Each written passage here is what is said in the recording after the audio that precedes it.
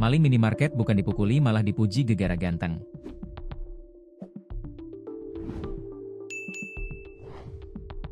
Maling di Pagar Alam, Kelurahan Segala Mider, Kecamatan Tanjung Karang Barat bikin netizen heran. Maling itu bukan dipukuli melainkan dipuji. Warga syok sebab wajah maling itu terlihat ganteng atau good looking. Pria ini melakukan perampokan di minimarket. Maling yang diketahui berinisial H tersebut malah dipuji-puji oleh warga yang mengerumuninya.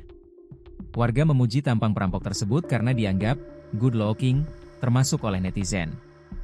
Padahal pria tersebut merupakan perampok atau pencuri dengan modus menggunakan senjata tajam dan mengancam korbannya. Video penangkapan pria tersebut salah satunya diunggah oleh akun Instagram Prabu Mulih Ngehits.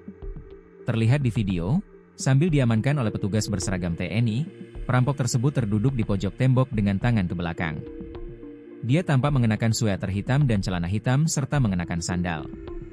Dalam video beredar itu terdengar pujian warga yang mengerumuninya. "Udah ganteng-ganteng bang." "Ganteng loh," ucap salah satu warga yang mengerumuninya.